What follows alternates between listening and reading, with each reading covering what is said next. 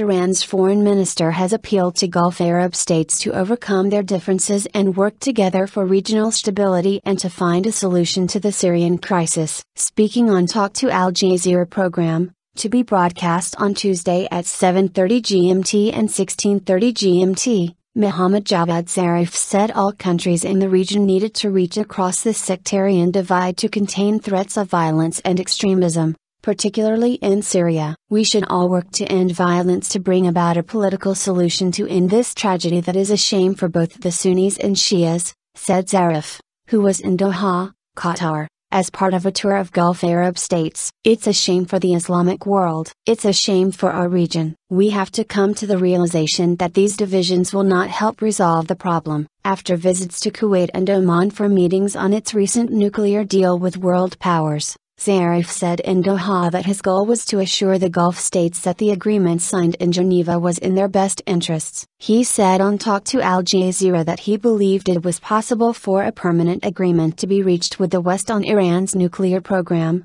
but it would take faith and goodwill. Sanctions had failed to have an impact on his country's nuclear enrichment program and the productivity of its centrifuge machines, Zarif said. The net product of the sanctions has been about 18,800 centrifuges that has been added to the Iran stock, he said. However, Jen Psaki, the U.S. State Department spokeswoman, said there was no question the sanctions had an impact on Iran's economy. We have not questioned the fact Iran has made progress on enrichment and development, she said in Washington, D.C. on Monday. That's why we stepped up sanctions. The Iran nuclear deal that was reached in the Swiss city on November 24 was welcomed by the Sunni-ruled Gulf Arab states, which have long been concerned about Iran's regional ambitions. But the Saudi government reacted cautiously, saying the deal could mark the first step towards a comprehensive solution for Iran's nuclear program. Zarif voiced hopes of visiting Saudi Arabia soon and also the United Arab Emirates,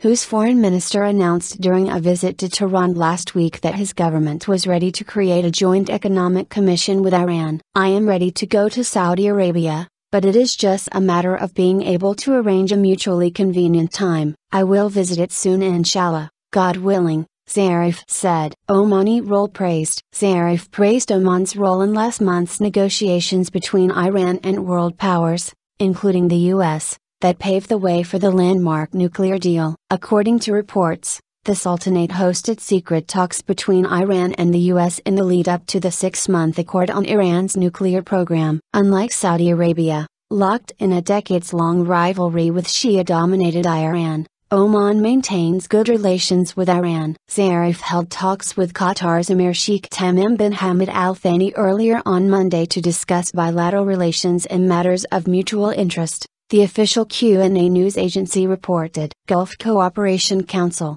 GCC, foreign ministers, meeting in Kuwait City last week, expressed hopes that the interim deal would lead to a permanent agreement on Iran's nuclear program. The GCC is led by Saudi Arabia and includes Bahrain, Kuwait, Oman, Qatar, and UAE. After his election in July, Iran's President Hassan Rouhani said he wanted to improve relations with neighboring countries, especially the Gulf states.